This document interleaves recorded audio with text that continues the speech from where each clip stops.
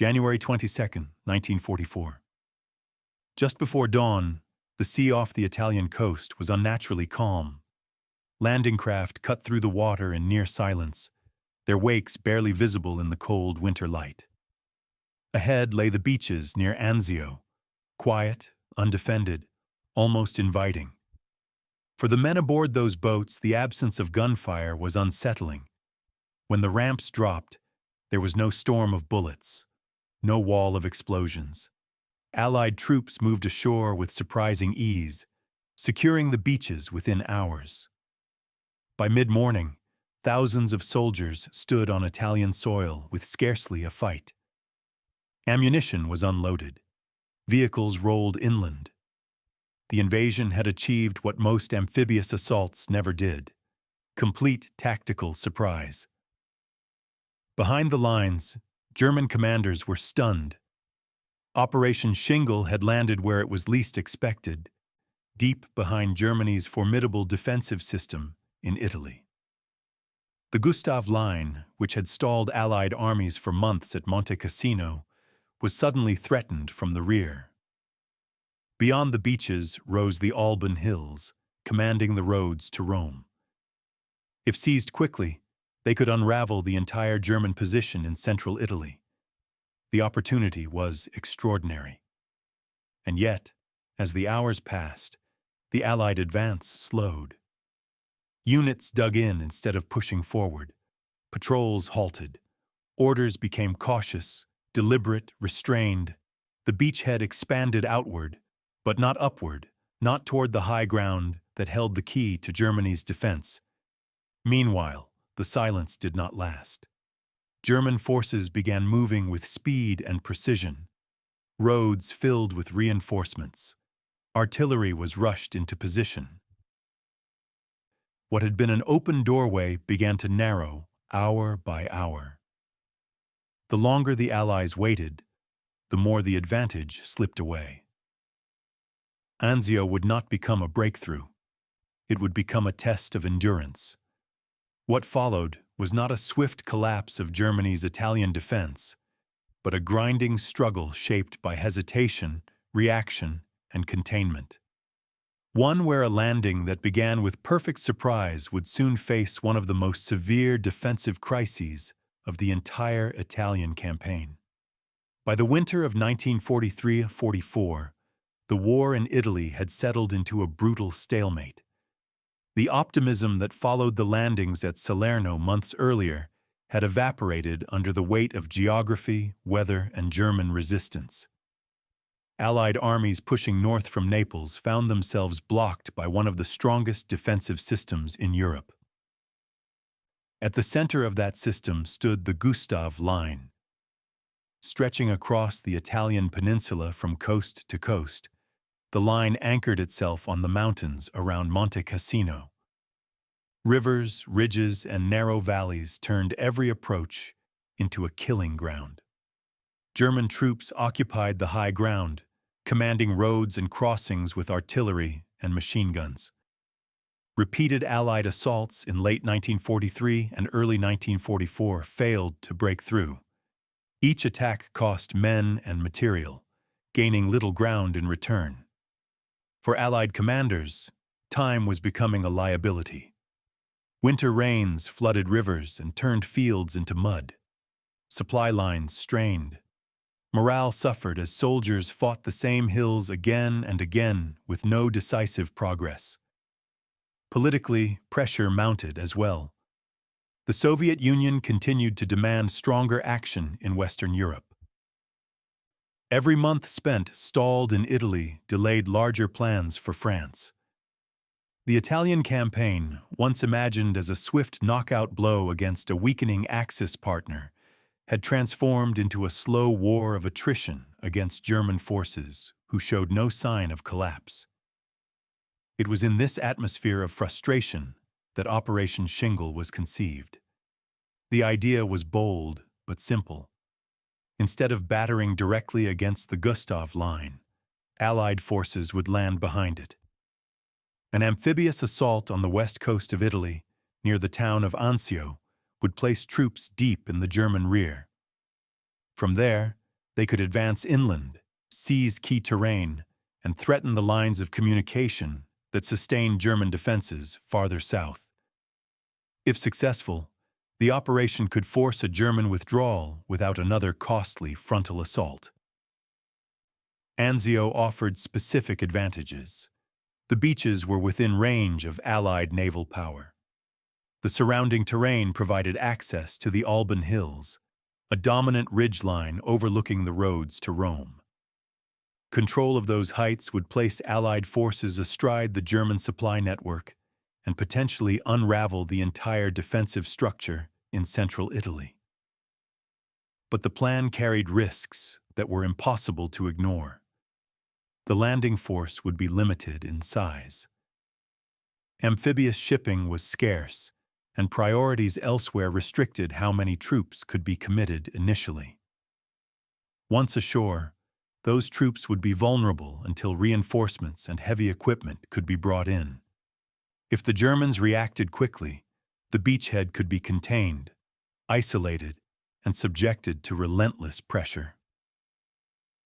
Command responsibility fell to Major General John P. Lucas, leading the U.S. Sixth Corps. Lucas was experienced, methodical, and acutely aware of the dangers of amphibious operations against a capable enemy. He also understood that his forces would be operating far from the main Allied armies, with little margin for error. Above him, General Mark Clark supported the operation, but offered ambiguous guidance. The landing was intended to threaten the German rear, but how aggressively Lucas should advance was left deliberately open to interpretation. Speed promised opportunity. Caution promised survival. On the German side, Field Marshal Albert Kesselring had long anticipated the possibility of another Allied landing. While the exact location remained uncertain, his forces were organized for rapid reaction. Mobile reserves stood ready to move toward any threatened sector. Roads, railways, and command structures were already in place to respond. As Allied planners finalized the details of Operation Shingle, both sides understood what was at stake. The landing could break the deadlock in Italy, or it could become another costly front with no clear resolution. Everything would depend on what happened in the first critical days after the troops came ashore. While Allied commanders debated opportunity and risk, German preparations in Italy were already shaping the outcome of the campaign. Field Marshal Albert Kesselring, responsible for defending southern Europe, understood that Italy could not be held by rigid lines alone. The peninsula demanded flexibility, rapid movement, and the ability to concentrate force faster than the attacker could exploit success. Kesselring's defensive system was designed to absorb shocks rather than collapse under them. The Gustav Line was only one layer. Behind it lay secondary positions, fallback routes, and mobile reserves positioned to counter any breakthrough or landing. German doctrine emphasized containment over annihilation, holding ground long enough to bleed the enemy, then withdrawing in order when necessary. An amphibious landing behind the front was precisely the kind of threat Kesselring anticipated. The western coast of Italy offered several potential landing sites. Anzio was among them. Though lightly defended, it sat within reach of German interior lines. Roads from Rome and the Alban Hills could funnel reinforcements toward the coast within hours. What the beaches lacked in fortifications, the surrounding terrain made up for in strategic depth. German intelligence did not predict the exact timing of Operation Shingle, but it did not need to. Units were already stationed within rapid marching distance. Artillery could be repositioned quickly. Armored formations could be diverted from quieter sectors. The critical factor was not foresight, but reaction speed. For the Allies, the success of the landing itself masked the deeper danger. The ease with which troops came ashore created a deceptive sense of security. There was no immediate German counterstroke, no desperate resistance at the water's edge. To many officers, the situation appeared stable, almost too stable. But stability was an illusion. German commanders were not rushing headlong toward the beaches. They were sealing exits, blocking roads, establishing artillery positions on higher ground. Each hour that passed without an Allied thrust inland made the containment effort easier. The longer the beachhead remained shallow, the more predictable Allied movements became. The Alban Hills loomed large over every German calculation. Those heights controlled the approaches to Rome and the lateral routes connecting German forces along the front. If Allied troops seized them quickly, the German defensive system could fracture. If they did not, the landing force could be boxed in against the sea. This tension defined the operational dilemma facing both sides. The Allies had achieved surprise, but surprise alone did not equal momentum. German forces were already converging, not to destroy the landing immediately, but to prevent it from becoming decisive. At higher Allied headquarters, expectations diverged. Some planners envisioned a rapid thrust inland that would force German withdrawal across central Italy. Others feared that such an advance would expose lightly supported troops to counterattack, repeating the disasters of earlier amphibious failures in history. That fear lingered heavily over Anzio. Churchill himself had championed the operation, seeing it as a chance to break the stalemate. Yet memories of Gallipoli, of overextended troops pinned down after an ambitious landing, remained vivid. Caution, once intended as prudence, began to shape every decision. By the time German artillery began to settle into firing positions and reinforcements filled the roads leading south from Rome, the character of Operation Shingle had already begun to change. What was meant to be a swift disruption was hardening into a test of containment versus exploitation. The landing was complete. The window of opportunity was still open, but it was narrowing rapidly, and the next phase of the battle would be defined by how both sides chose to act within it. Operation Shingle can be understood only by examining the gap between opportunity and execution. From a tactical standpoint, the Anzio landing achieved something rare in modern amphibious warfare: genuine surprise. German forces in the immediate landing zone were thin. There were no prepared beach defenses, no massed artillery waiting at the shoreline. The first hours belonged entirely to the Allies. This initial success created a moment of extraordinary possibility. The terrain inland from Anzio offered a clear objective. Beyond the flat coastal plain rose the Alban Hills, a dominant position overlooking the roads linking Rome to the German front lines farther south. Control of this high ground would have placed Allied forces astride the German supply network. It threatened not just a local disruption, but the integrity of Germany's entire defensive system in central Italy. From a purely tactical lens, speed was everything. Yet speed was precisely what the operation lacked after the landing. Allied units advanced cautiously, prioritizing consolidation over exploitation. Defensive perimeters were expanded. Supply dumps were organized. Artillery was brought ashore methodically. These actions were logical in isolation, but collectively they consumed the very resource that made the landing valuable: time. This hesitation cannot be understood without acknowledging the shadow of earlier amphibious failures.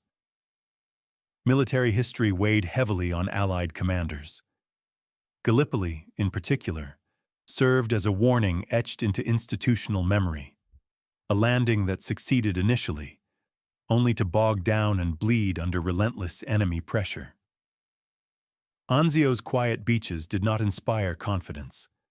They inspired suspicion. From the German perspective, This pause was decisive. German doctrine emphasized rapid containment. Once the landing was confirmed, Kesselring's command did not panic. Instead, it moved to shape the battlefield. Roads leading inland were blocked. Key junctions were secured. Artillery was positioned on commanding ground. German units did not rush blindly toward the beach. They flowed around it, forming a tightening arc. This was not a counterattack aimed at immediate destruction. It was an encirclement in slow motion. Human experience at Anzio reflected this tension. For Allied soldiers, the early days felt strangely anticlimactic. There was no dramatic breakout, no rush toward Rome. Instead, there was digging, waiting, and watching the horizon fill with enemy movement. Each passing day brought more German artillery, more patrols, more pressure. On the German side, the psychological response was one of urgency without haste. Commanders recognized the danger but trusted their ability to contain it. Reinforcements arrived steadily. Units were fed into the line with discipline. The goal was to deny the Allies freedom of maneuver while avoiding unnecessary losses. Leadership decisions amplified these dynamics. Major General John P. Lucas bore the immediate responsibility for the beachhead. He understood the vulnerability of his position. His corps was isolated, lightly armored, and dependent on a narrow supply line across the beaches. A reckless advance could expose his troops to counterattack from multiple directions. Above him, guidance remained deliberately ambiguous. The operation required boldness, but also demanded that the beachhead be held at all costs. This tension between aggression and preservation was never fully resolved. In the absence of clear directive, caution prevailed. Technologically, Anzio highlighted the limits of firepower without maneuver. Naval guns could reach inland targets, but only so far. Air power, constrained by weather and distance, could not substitute for ground movement. Artillery dominance meant little if it was not paired with decisive action. By the end of the first week, the opportunity that had defined Operation Shingle was already fading. German containment tightened. Allied freedom narrowed. What began as a landing with the potential to fracture a defensive system was transforming into a static confrontation. The next phase would determine whether this containment could be broken, or whether Anzio would become a battlefield defined by endurance rather than opportunity. As the Anzio beachhead settled into its uneasy equilibrium, the human cost of containment began to dominate the experience of those trapped within it. What had been expected to unfold as a rapid thrust inland instead became a test of endurance fought under constant observation and fire. German artillery soon defined daily life at Anzio. Batteries positioned on the surrounding high ground could fire into the beachhead with devastating regularity. Shells landed in predictable patterns, targeting roads, supply areas, and command posts. The flat coastal plain offered little natural cover. Men learned to measure time not in hours, but in the intervals between bombardments. For Allied soldiers, the psychological strain was severe. There was nowhere to advance and little room to retreat. Trenches and foxholes became permanent homes. Medical stations operated under constant threat. Casualties mounted not through sweeping assaults, but through attrition, shell fragments, sniper fire, sudden barrages that struck without warning. German forces, meanwhile, tightened their containment with deliberate precision. Infantry units probed the perimeter. Patrols tested defenses at night. Artillery fire adjusted steadily as observers refined their targeting. The intent was not to storm the beachhead recklessly, but to compress it, isolate it, and exhaust it over time. At the command level, pressure intensified. Major General Lucas faced criticism from multiple directions. Some Allied leaders questioned why the initial opportunity had not been exploited. Others recognized the danger of overextension and supported his caution. The debate reflected a deeper conflict between doctrine and circumstance, between the desire for decisive maneuver and the reality of limited forces operating far from support. German leadership, by contrast, benefited from clarity of purpose. Kesselring's goal was containment, not immediate destruction. His forces were ordered to prevent a breakout at all costs while conserving strength for the broader campaign. Reinforcements were allocated carefully, ensuring that the ring around Anzio remained firm without draining other critical sectors. Morally, Anzio became a place where resolve was tested in quieter ways. There were no dramatic breakthroughs, no sudden reversals. Instead, there was the steady erosion of certainty. Allied troops knew they held ground that mattered, but they also sensed that the moment for decisive action had passed. German soldiers understood they faced a dangerous enemy, yet took confidence in the tightening geometry of their defenses. Technological superiority offered limited relief. Allied naval guns continued to provide support, but their reach was finite. Air power struck when weather allowed, yet could not suppress artillery entirely. The battle increasingly favored the side that could endure longer under pressure. By February 1944, Anzio had become synonymous with stalemate. German counterattacks pressed the perimeter in several sectors, bringing the situation under severe pressure without breaking it. Allied defenses bent, absorbed the shock, and held, but at growing cost. The landing that began in silence had evolved into a siege. What remained was a critical question: whether the Allies could transform endurance into opportunity, or whether the beachhead would remain a static liability until events elsewhere forced a change. That question would be answered not by the landing itself, but by the turning point still ahead. The decisive phase at Anzio did not arrive as a single dramatic assault. It emerged gradually, through pressure that accumulated day after day, until the beachhead itself seemed to shrink under the weight of German firepower. By mid-February 1944, the containment ring was complete, and both sides understood that the battle had entered its most dangerous stage. German commanders now believed they had an opportunity, not to destroy the landing outright, but to compress it to the point where it ceased to threaten their wider defensive system. Artillery was concentrated with increasing precision. Infantry formations were repositioned to strike at weak points along the perimeter. Armored units were brought forward to exploit any breach that appeared.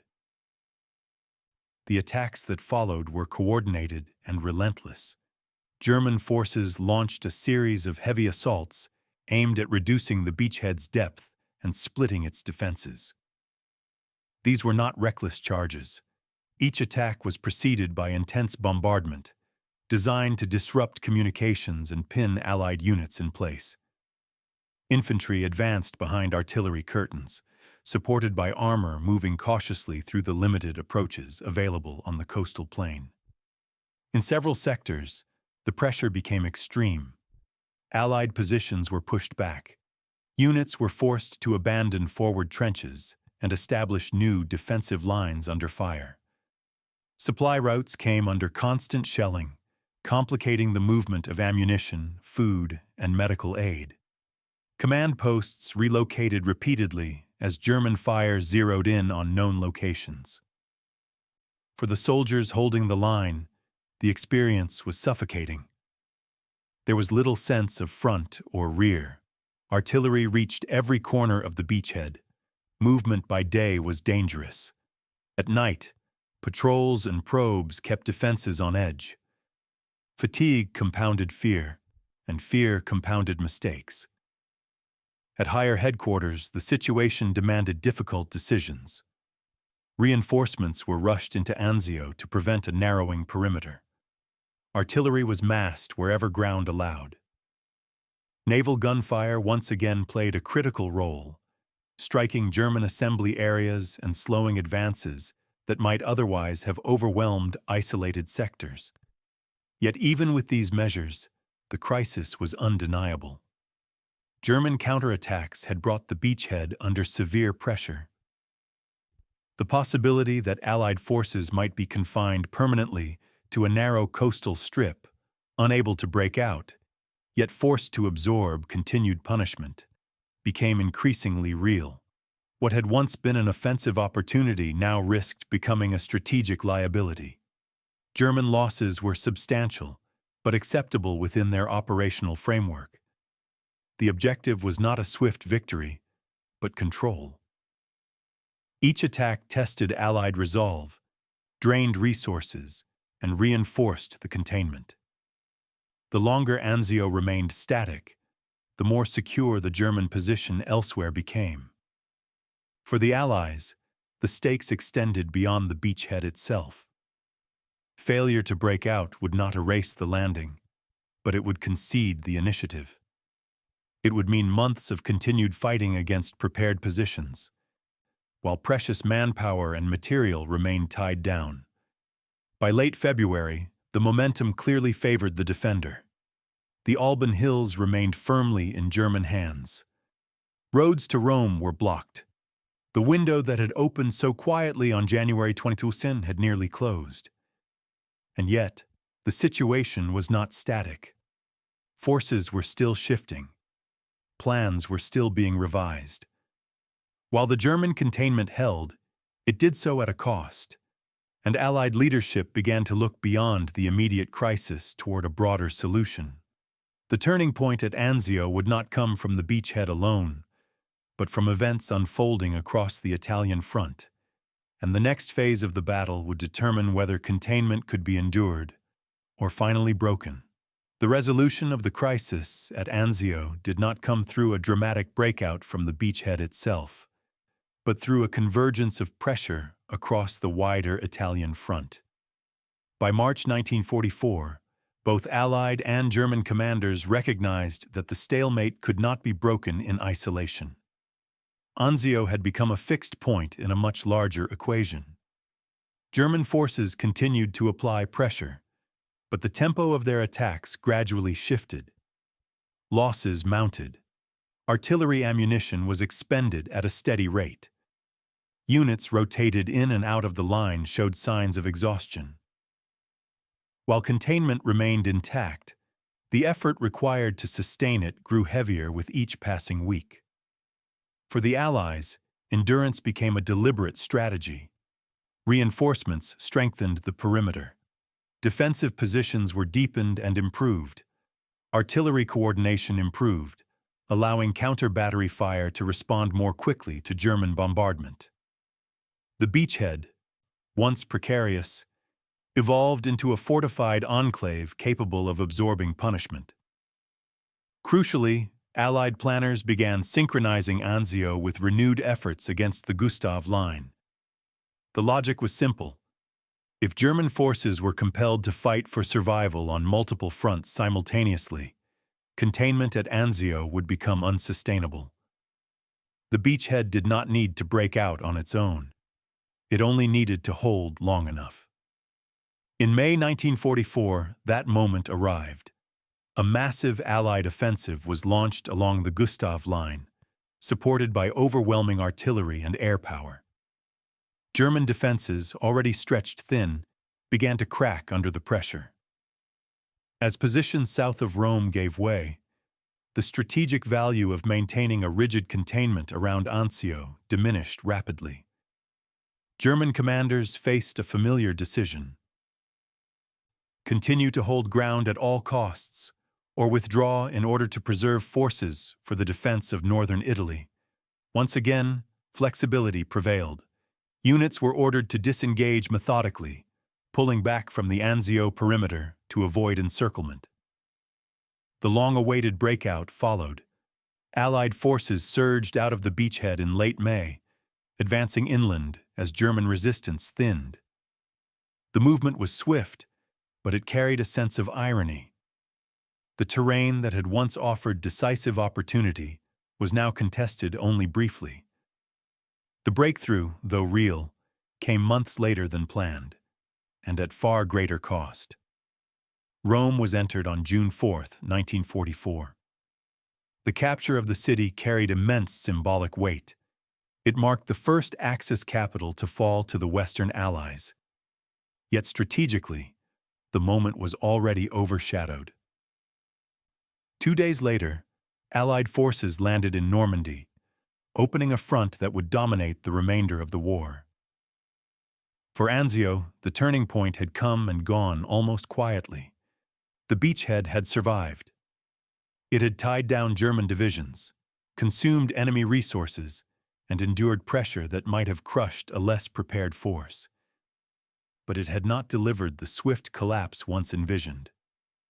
What remained was the accounting of losses, of consequences, and of how a landing that began with perfect surprise reshaped the Italian campaign in ways its planners never fully intended.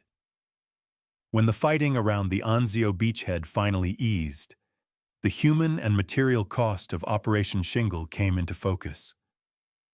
What had begun as a landing marked by silence and opportunity had evolved into one of the most punishing episodes of the Italian campaign. Allied casualties at Anzio were heavy. By the time the breakout occurred in late May 1944, approximately 43,000 Allied soldiers had been killed, wounded, or captured during the operation and its aftermath. German losses were also substantial, estimated at around 40,000 casualties.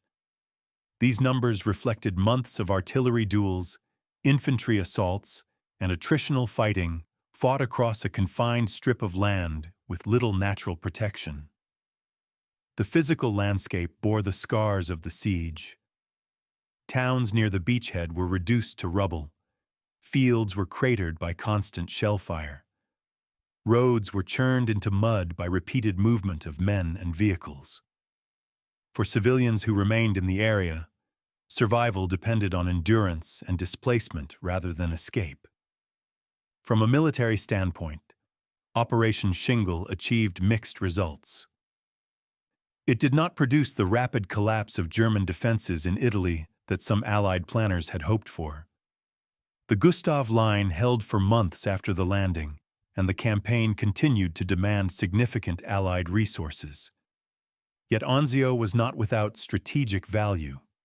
The beachhead tied down German divisions that might otherwise have been deployed elsewhere. It forced Kesselring to commit mobile reserves and artillery to containment, limiting his flexibility across the broader front. Even in stalemate, the operation exerted pressure that shaped German decision-making. For Allied commanders, Anzio prompted a sober reassessment of amphibious doctrine. Surprise alone was not enough. A landing that created opportunity required immediate exploitation or risked becoming a liability. Coordination between intent and execution emerged as a decisive factor, as important as firepower or numbers. For the soldiers who fought there, the outcome was measured less in strategy than in survival. The months spent under fire left lasting impressions of waiting, of endurance, and of the quiet strain that defined siege warfare. Anzio became synonymous not with a single battle, but with an experience that tested the limits of human resilience. As attention shifted northward and preparations for further operations continued, the question of what Anzio ultimately meant for the war in Italy remained unresolved, shaped as much by what it failed to achieve as by what it accomplished. In the broader scope of the Italian campaign, the consequences of Anzio unfolded slowly but decisively. As Allied forces pushed north after the capture of Rome, it became clear that Operation Shingle had reshaped the tempo of the war in Italy without fundamentally shortening it. German forces withdrew in good order, establishing new defensive positions farther north, where the terrain once again favored delay over decision. The Italian campaign continued into 1945, consuming men, equipment, and attention long after the beaches of Anzio had fallen quiet. For Germany, the strategy of elastic defense proved effective. Divisions tied down at Anzio were replaced elsewhere by calculated withdrawals, ensuring that no single defeat became catastrophic. The Italian front remained a secondary theater, costly for both sides, but strategically contained. For the Allies, the experience left a lasting imprint on command culture. The debate surrounding Anzio, whether caution preserved the force or squandered opportunity, never fully resolved. Some argued that restraint prevented disaster. Others believed that hesitation transformed a rare opening into a prolonged siege. What remained uncontested was the lesson itself. In modern warfare, opportunity is fleeting, and its value diminishes with every hour of delay.